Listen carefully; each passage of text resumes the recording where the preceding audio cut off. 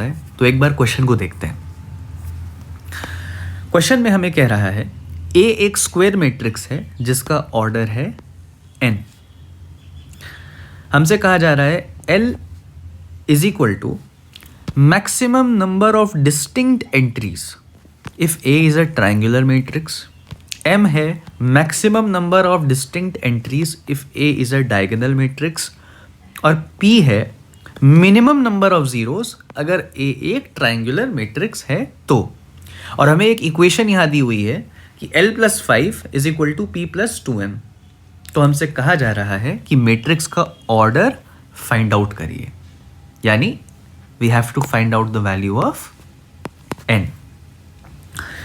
अब इसके एक एक पॉइंट पे चलने से पहले हमारे अगर कुछ बेसिक्स क्लियर हो जाएं तो ये क्वेश्चन बहुत आसानी से सॉल्व हो जाएगा।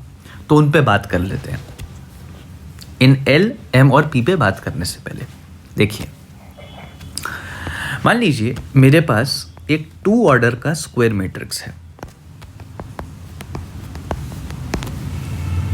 ये मेरे पास 2 ऑर्डर का एक स्क्वायर मैट्रिक्स है, इसमें 2 रोज हैं और 2 कॉलम्स हैं। अगर आप ध्यान से देखें तो इसके प्रिंसिपल डायगोनल में हमारे पास 2 एलिमेंट्स हैं। लाइकवाइज अगर मेरे पास एक 3 ऑर्डर का स्क्वायर मैट्रिक्स होता, मान लीजिए कुछ ऐसा, ये मेरे पास एक 3 ऑर्डर का स्क्वायर मैट्रिक्स है, ठीक है, यानी इसमें 3 रोज हैं और 3 कॉलम्स हैं। और अब अगर मैं ये देखूं कि मेरे पास प्रिंसिपल डायगोनल में कितने एलिमेंट्स हैं, तो मुझे क्या दिख रहा है, 3 एलिमेंट्स हैं। करेक्ट है। तो इन्हें देख करके मैं ये कह सकता हूं कि अगर मेरे पास एक n ऑर्डर का स्क्वायर मैट्रिक्स होता, यानी जिसमें n रोज हैं और n कॉलम्स हैं, तो मेरे पास कितने डायगोनल एलिमेंट्स होते, मेरे पास n डायगोनल एलिमेंट्स होते।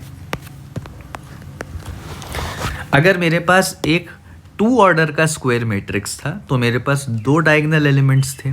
अगर मेरे पास 3 ऑर्डर का स्क्वायर मैट्रिक्स था तो मेरे पास 3 डायगोनल एलिमेंट्स थे। तो सिमिलरली अगर मेरे पास n ऑर्डर का स्क्वायर मैट्रिक्स है तो मेरे पास n एलिमेंट्स होंगे। ये पहली चीज थी। दूसरी ऑब्जर्वेशन अगर आप स्क्वायर मैट्रिक्स के बारे में देखें वो ये कि जैसे अगर मैं इस 2x2 ऑर्डर के स्क्वायर मैट्रिक्स की बात करूं तो यहां पर जितने एलिमेंट्स प्रिंसिपल डायगोनल के नीचे हैं उतने ही एलिमेंट्स प्रिंसिपल डायगोनल के ऊपर हैं। जैसे 2x2 ऑर्डर के स्क्वायर मैट्रिक्स में प्रिंसिपल डायगोनल के नीचे एक एलिमेंट है, तो प्रिंसिपल डायगोनल के ऊपर भी एक ही एलिमेंट है। अगर मैं 3x3 ऑर्डर के स्क्वायर मैट्रिक्स की बात करूं तो प्रिंसिपल डायगोनल के नीचे 3 एलिमेंट है और प्रिंसिपल डायगोनल के ऊपर भी 3 ही एलिमेंट हैं। तो इससे मैं ये कह सकता हूं कि जितने एलिमेंट्स भी n ऑर्डर के स्क्वायर मैट्रिक्स में प्रिंसिपल डायगोनल से नीचे होंगे उतने ही ऊपर होंगे। तो हम मान लेते हैं कि प्रिंसिपल डायगोनल के नीचे x एलिमेंट्स हैं। तो अगर प्रिंसिपल डायगोनल के नीचे x एलिमेंट्स हैं तो प्रिंसिपल डायगोनल के ऊपर भी x एलिमेंट्स होंगे। करेक्ट बात है। अच्छा, अब मुझे ये बात पता है कि किसी भी मैट्रिक्स के अंदर जो टोटल एलिमेंट्स होते हैं वो उनके ऑर्डर का जो नंबर होता है उसके मल्टीप्लिकेशन से एक्सप्रेस किया जाता है। जैसे कि अगर ये 2 ऑर्डर का स्क्वायर मैट्रिक्स है तो इसमें टोटल एलिमेंट्स कितने हो जाएंगे, 2 × 2 यानी 4। 3 ऑर्डर का स्क्वायर मैट्रिक्स है, इसमें टोटल एलिमेंट्स कितने हो जाएंगे, 3 × 3 विच इज 9। तो अगर मैं n ऑर्डर के स्क्वायर मैट्रिक्स की बात करूं तो इसमें टोटल एलिमेंट्स हो जाएंगे n² के बराबर। अच्छा, तो अब आप देखिए, अब मुझे इन मैट्रिक्स की कोई ज़रूरत नहीं है तो इन्हें भूल जाते हैं। अब मेरा पूरा फोकस इस पे आ गया है।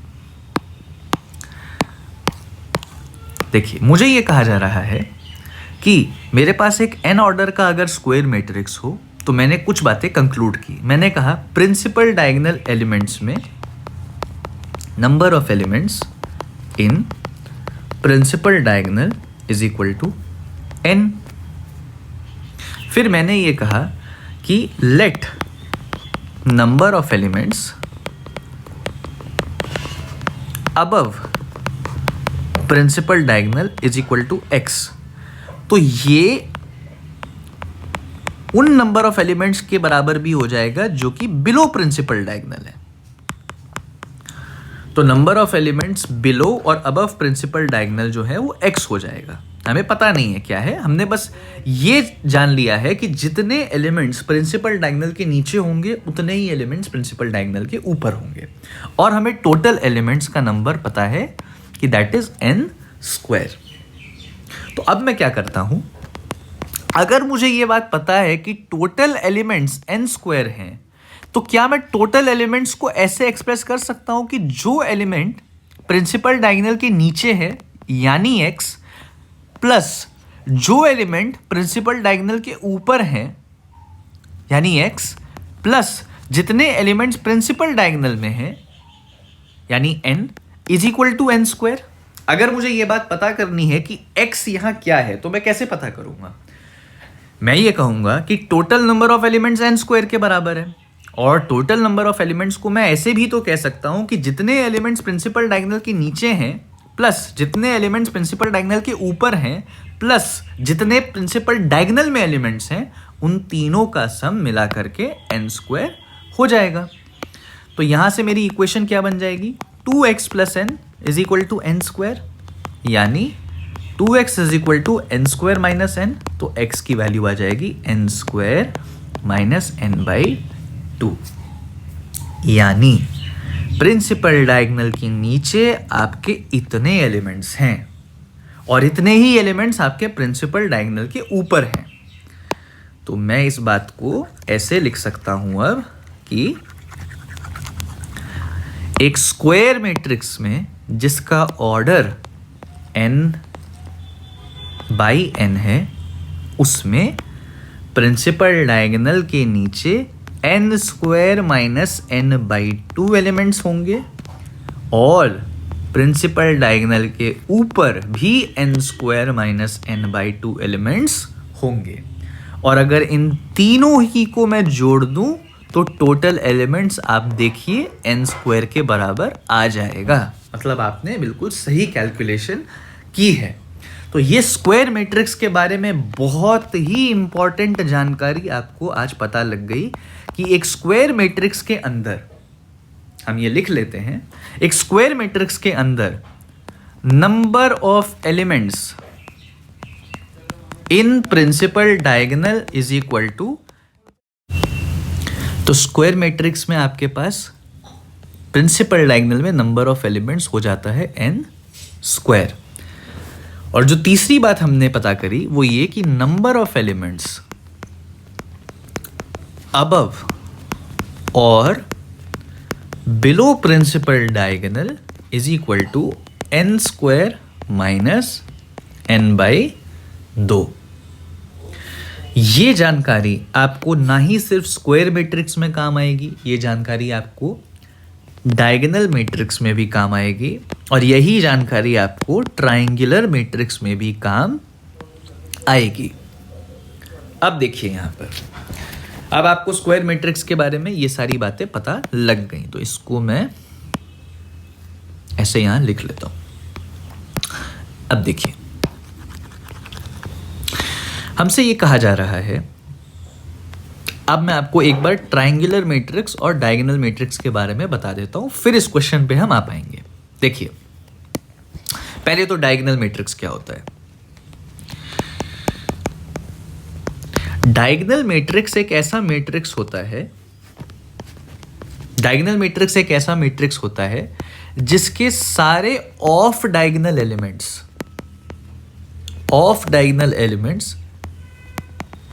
Are equal to 0। तो डायगोनल मैट्रिक्स एक ऐसा मैट्रिक्स है जिसमें प्रिंसिपल डायगोनल को छोड़ करके बाकी सभी एलिमेंट्स 0 पक्का से होते हैं। मतलब जैसे अगर मैं एक 2 ऑर्डर का आपको डायगोनल मैट्रिक्स दिखाऊं तो ये हो जाएगा 2 0 0 5, यानी प्रिंसिपल डायगोनल के ये एलिमेंट्स हैं और प्रिंसिपल डायगोनल के एलिमेंट्स को छोड़ करके जो भी एलिमेंट्स हैं वो सब 0 के बराबर हो जाएंगे। जैसे अगर मैं एक 3 ऑर्डर का आपको डायगोनल मैट्रिक्स बताऊं तो जैसे हमारे पास एग्जांपल है, मान लीजिए ये मेरे पास एक 3 ऑर्डर का डायगोनल मैट्रिक्स है। प्रिंसिपल डायगोनल एलिमेंट्स को छोड़ करके जितने भी ऑफ डायगोनल एलिमेंट्स है, ऑफ डायगोनल का मतलब होता है all elements except principal diagonal, इसको हम प्रिंसिपल डायगोनल बोलते हैं, correct. This is my principal diagonal. तो प्रिंसिपल डायगोनल एलिमेंट्स को छोड़ दिया जाए तो उनके अलावा जितने भी एलिमेंट्स हैं वो सब 0 के बराबर होंगे। अच्छा, क्या ये एक डायगोनल मैट्रिक्स का एग्जांपल है? ध्यान से सोच के बताइएगा।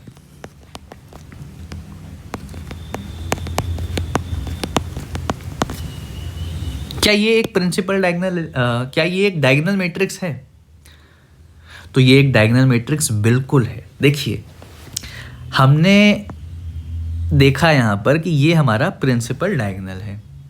हमारी कंडीशन क्या है किसी भी मैट्रिक्स को डायगोनल मैट्रिक्स बुलाने की? हमारी कंडीशन ये है कि सभी off diagonal elements should be equal to 0।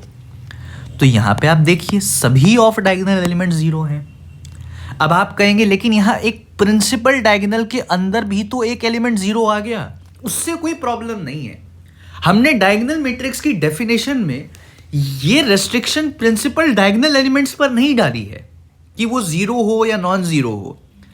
हमारी जो फंडामेंटल डेफिनेशन डायगोनल मैट्रिक्स की है वो रेस्ट्रिक्शन डालती है या कंडीशन इंपोज करती है ऑफ डायगोनल एलिमेंट्स पे कि वो सभी 0 के बराबर होंगे। प्रिंसिपल डायगोनल के अंदर अगर कोई एलिमेंट 0 भी आ गया तो उससे कोई फर्क हमें नहीं पड़ता है, it will still remain a diagonal matrix. And obviously diagonal matrix are a type of square matrix. तो डायगोनल मैट्रिक्स का ऑर्डर हमेशा n क्रॉस n ही होगा, it will always be n cross n। जैसे यहाँ पे 2 क्रॉस 2 था, यहाँ 3 क्रॉस 3 था, यहाँ 3 क्रॉस 3 था। तो diagonal matrix are a type of square matrix where all of diagonal elements are equal to 0. Diagonal elements may or may not be equal to 0. हमारा diagonal matrix में 0 आ गया तो भी मतलब कोई दिक्कत नहीं है। प्रिंसिपल डायगोनल में अगर 0 आ गया तो, नहीं आया तो भी कोई दिक्कत नहीं है। हाँ, ऑफ डायगोनल एलिमेंट्स जो हैं, डायगोनल एलिमेंट्स को छोड़ करके जितने भी एलिमेंट्स हैं वो 0 होने चाहिए। तो ये तो हो गया कि हमारा डायगोनल एलिमेंट क्या होता है। ये तो हमारी डायगोनल एलिमेंट की परिभाषा हो गई, ठीक है।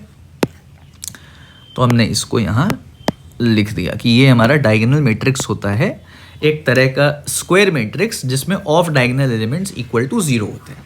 अच्छा, अब देखिए, अब एक मैट्रिक्स होता है जिसको हम कहते हैं ट्रायंगुलर मैट्रिक्स। ट्रायंगुलर मैट्रिक्स हमारे 2 तरह के होते हैं। एक होता है हमारा अपर ट्रायंगुलर मैट्रिक्स और एक होता है हमारा लोअर ट्रायंगुलर मैट्रिक्स। अब ध्यान से समझते हैं। अपर ट्रायंगुलर मैट्रिक्स एक ऐसे तरह का मैट्रिक्स है जिसमें प्रिंसिपल डायगोनल से नीचे के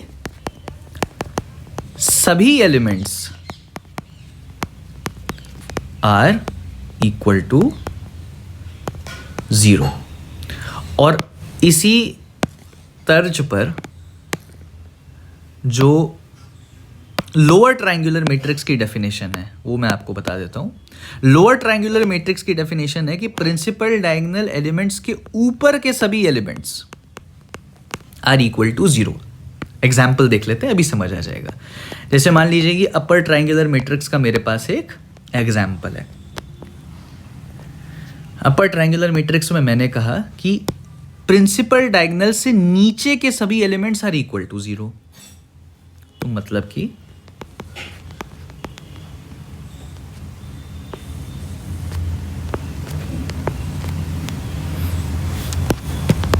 ये जैसे मेरे पास एक मैट्रिक्स है, ये यूटीएम का एग्जाम्पल है। क्यों? क्योंकि प्रिंसिपल डायगोनल हमारा ये है और इससे नीचे जितने भी एलिमेंट्स हैं वो सब जीरो है। अच्छा, अगर यहां जीरो आ जाए, अगर यहां जीरो आ जाए तो is it still UTM? Is it still an upper triangular matrix? Yes, because हमारा रेस्ट्रिक्शन या हमारा fundamental definition of UTM says कि प्रिंसिपल डायगोनल के नीचे के सभी एलिमेंट्स जीरो होने चाहिए। वो तो अभी भी फुलफिल हो रहा है भाई। अगर प्रिंसिपल डायगोनल से ऊपर कहीं जीरो आ गया या नहीं भी आया तो उस बात से हमारा डेफिनेशन पे तो फर्क नहीं पड़ रहा ना। हमारी डेफिनेशन तो रेस्ट्रिक्शन या कंडीशन इंपोज कर रही है कि भाई प्रिंसिपल डायगोनल के नीचे के सभी एलिमेंट्स जीरो होने चाहिए, then it is an upper triangular matrix. Likewise अगर मैं बात करूं लोअर ट्राइंगुलर मैट्रिक्स की, लोअर ट्राइंगुलर मैट्रिक्स की, तो लोअर ट्राइंगुलर मैट्रिक्स का मतलब है प्रिंसिपल डायगोनल के ऊपर के सभी एलिमेंट्स जीरो होंगे। ठीक है, मान लेते हैं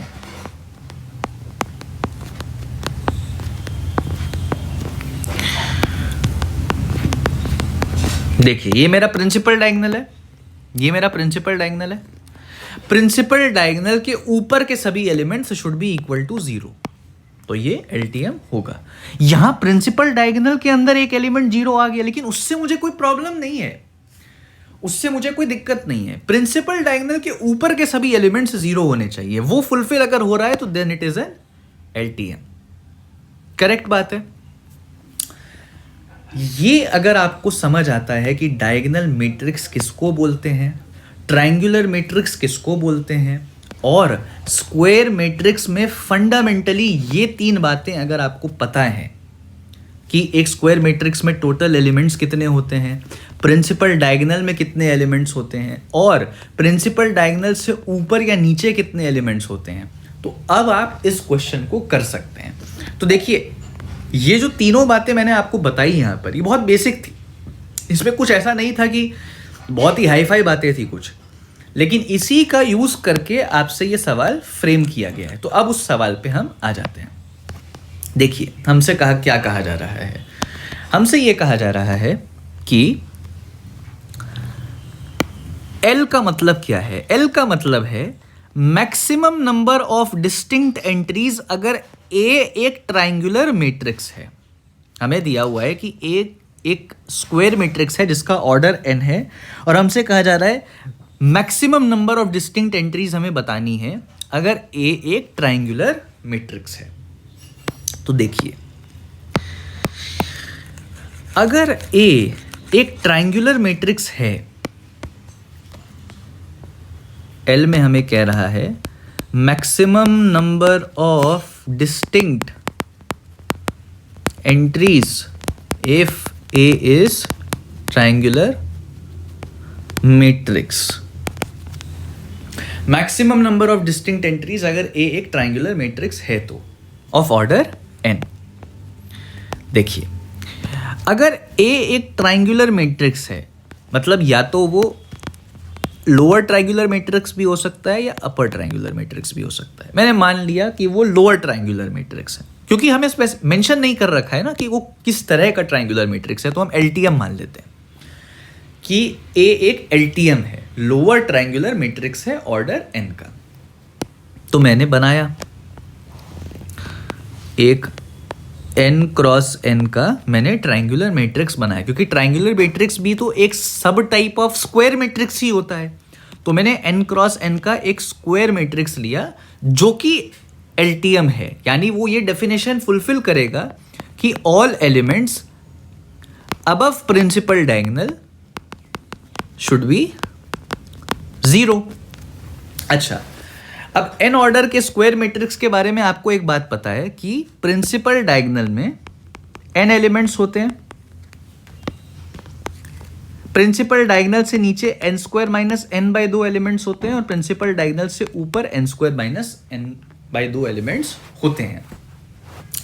अब क्योंकि ये लोअर ट्राइंगुलर मैट्रिक्स है, यानी इसके प्रिंसिपल डायगोनल के ऊपर के सभी एलिमेंट्स इक्वल टू जीरो होंगे। मतलब ये जो सारे एलिमेंट्स हैं ना, they are all equal to zero, they are all equal to zero. अब हमसे पूछा जा रहा है एल का मतलब यहां दिया हुआ है maximum number of distinct entries. मतलब आप बताइए, ये आपका एक एलटीएम है दिया हुआ आपको, इसमें maximum number of distinct elements कितने होंगे? तो maximum number of distinct elements तब होंगे जब इस एलटीएम में यहां जितने भी एलिमेंट्स लिखे हुए हों वो सब अलग हो। मतलब कोई ऐसा सिनेरियो नहीं होना चाहिए। देखिए मान लीजिए ये, देखिए मान लीजिए ये 3x3 ऑर्डर का मेरा एलटीएम है, एक लोअर ट्रायंगुलर मैट्रिक्स है। आप देखिए प्रिंसिपल डायगोनल के नीचे जितने भी एलिमेंट्स लिखे हुए हैं वो डिस्टिंक्ट हैं, क्योंकि ये 4 है, ये 5 है, ये 6 है, सभी अलग है। मान लीजिए ऐसा लिखा होता तो अब प्रिंसिपल डायगोनल के नीचे सभी डिस्टिंक्ट एलिमेंट्स नहीं हुए, क्योंकि ये तो 4 और 4 बराबर आ गया। तो जब वो कह रहा है डिस्टिंक्ट एंट्रीज, इसका मतलब सब अलग है, सब यूनिक एलिमेंट्स है, कोई भी रिपीट नहीं हो रहा है। तो पूछ रहा है कि कितने maximum number of distinct entries आएंगी एक ट्रायंगुलर मैट्रिक्स के अंदर, जो कि हमने एलटीएम ले लिया। तो वो कितनी आ सकती हैं? जब ये सारे अलग हो जाएं, जब ये भी अलग हो जाए सारा, और अब यहां पे तो सब 0 0 0 0 0 0 0 है, तो इसके करस्पॉन्डिंग तो एक ही डिस्टिंक्ट एंट्री काउंट होगी ना, क्योंकि सब 0 है। अगर प्रिंसिपल डायगोनल एलिमेंट्स के ऊपर सभी एलिमेंट्स 0 हैं तो उनके करस्पॉन्डिंग तो एक ही डिस्टिंक्ट एंट्री हुई, तो सब रिपीट हो गया ना भाई, तो एक ही डिस्टिंक्ट हुआ। तो कितने डिस्टिंक्ट एंट्रीज हुए कुल मिलाकर के? कुल मिलाकर के अगर यहां सारे एलिमेंट्स अलग हो जाएं, यूनिक हो जाएं, अलग अलग हो जाएं, प्रिंसिपल डायगोनल के सभी एलिमेंट्स अलग अलग हो जाएं, और यहां इतने सारे 0 के करस्पॉन्डिंग एक डिस्टिंक्ट एलिमेंट बन जाए, तो L बन जाएगा n² - n/2 plus n plus 1। ये आपका बता रहा है कि इस एलटीएम में लोअर ट्रायंगुलर मैट्रिक्स में कितने नंबर ऑफ डिस्टिंक्ट एंट्रीज हैं, कितने नंबर ऑफ डिस्टिंक्ट एंट्रीज हैं। n² - n/2 plus n plus 1। ठीक है, ये समझ आ गया आपको? देखिए ये थोड़ा इंपॉर्टेंट था और थोड़ा समझने वाला पॉइंट था कि कितने डिस्टिंक्ट एंट्रीज हैं। देखिए डिस्टिंक्ट एंट्रीज का मतलब होता है अलग अलग, डिस्टिंक्ट का मतलब होता है अलग अलग, अलग अलग मतलब सभी एलिमेंट्स अलग अलग होने चाहिए। तो सभी एलिमेंट्स अलग अलग कब होते? सभी एलिमेंट्स अलग अलग तब होते जब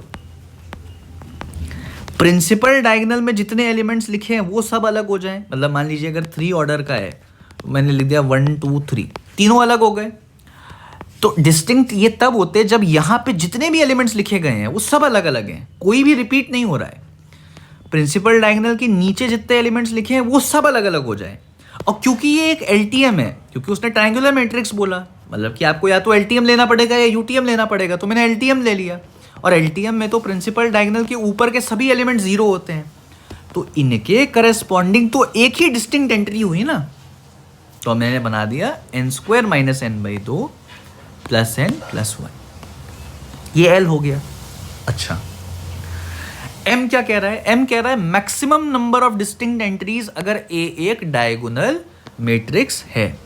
तो अगर A एक डायगोनल मैट्रिक्स है और A का ऑर्डर n क्रॉस n है, मतलब आप सोचिए ये A एक मैट्रिक्स है जिसका ऑर्डर है n क्रॉस n, और ये एक डायगोनल मैट्रिक्स है। और डायगोनल मैट्रिक्स है, इसका मतलब क्या है कि प्रिंसिपल डायगोनल को छोड़ करके सभी ऑफ डायगोनल एलिमेंट्स 0 होंगे।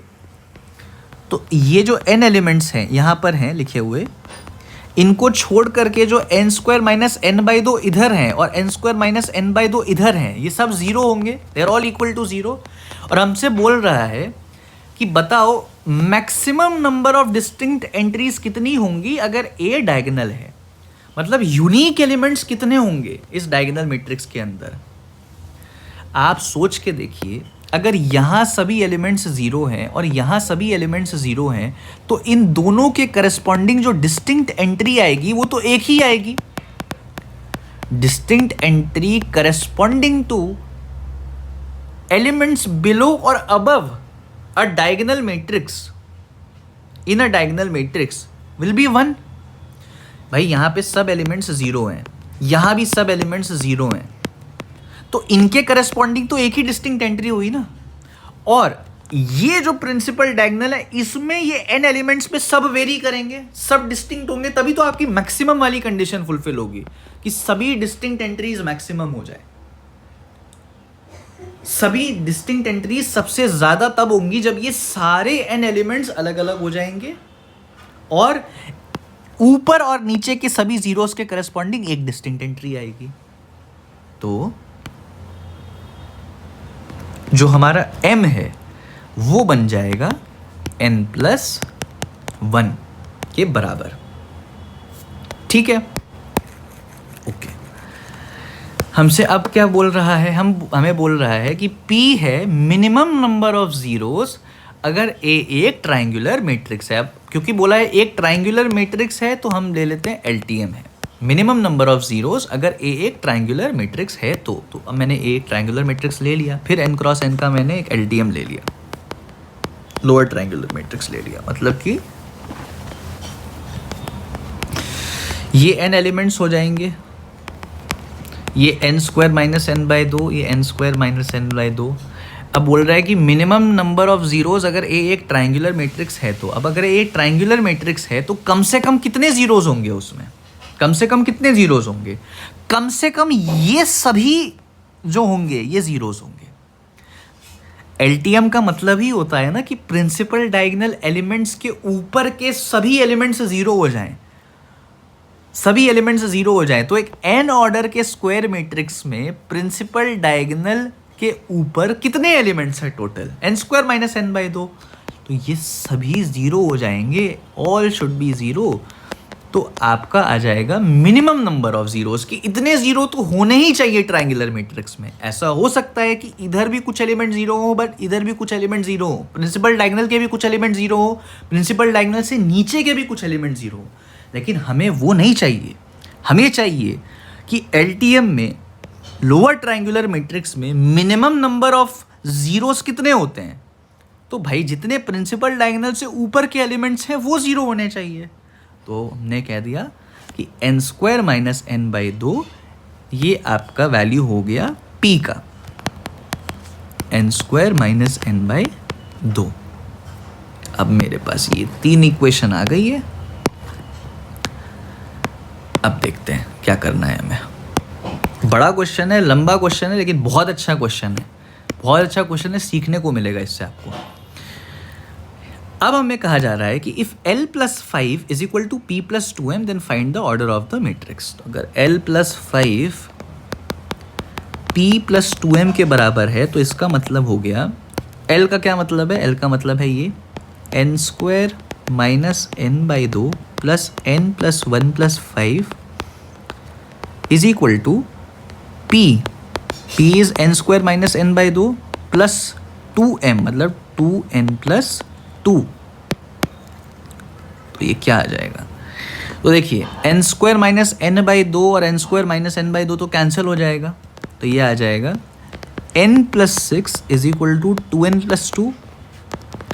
तो ये कितना आ जाएगा, ये आ जाएगा 4 = n, और यही आपका आंसर है। मतलब ये एक 4 ऑर्डर का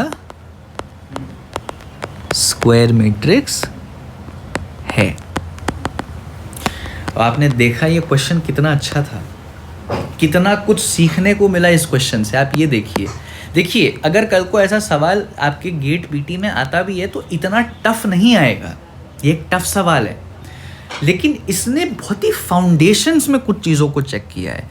अगर गेट पीटी में ये ना दिया जाए तो ये तो दिया जा ही सकता है, सिर्फ इतना दिया जा सकता है। मैं क्या इस पॉइंट का MCQ या MSQ नहीं बना सकता, सिर्फ इतने पॉइंट का?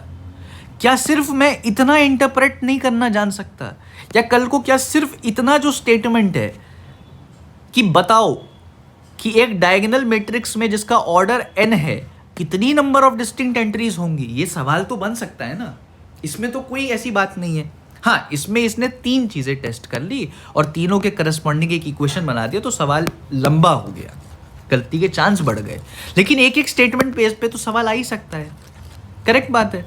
तो हमें जो मेन चीज़ आज सीखने को मिली उसे मैं अगर रिकैप कर दूं एक बार आपके लिए, तो वो हमें ये सीखने को मिला कि अगर मेरे पास एक स्क्वायर मैट्रिक्स है जिसका ऑर्डर n है, तो प्रिंसिपल डायगोनल में हमारे पास n एलिमेंट्स होंगे और प्रिंसिपल डायगोनल से नीचे n² - n/2 और n² - n/2 ऊपर एलिमेंट्स होंगे। This is true for a n/n order square matrix. अब आप इसे डायगोनल भी बना सकते हैं, क्योंकि डायगोनल मैट्रिक्स भी एक स्क्वायर मैट्रिक्स होती है जिसमें all of diagonal elements are 0, off diagonal elements are 0। और एक आपका होता है ट्रायंगुलर मैट्रिक्स, जो कि 2 तरह का हो सकता है, यूटीएम और एलटीएम। यूटीएम में प्रिंसिपल डायगोनल के नीचे सभी एलिमेंट्स 0 होते हैं, सभी एलिमेंट्स इक्वल टू 0, और एलटीएम के अंदर आपके प्रिंसिपल डायगोनल के ऊपर के सभी एलिमेंट्स, ऊपर सभी एलिमेंट्स जो हैं वो 0 के बराबर होते हैं। तो ये अगर चीज़ें आपको याद हैं तो कल को अगर एक स्टेटमेंट बेस्ड सवाल भी आता है एल, एम और पी का पॉइंट बना करके, तो आप आंसर कर पाएंगे, और ये बिल्कुल प्रोबेबल है कि ये आए। तो इसका आंसर हो जाएगा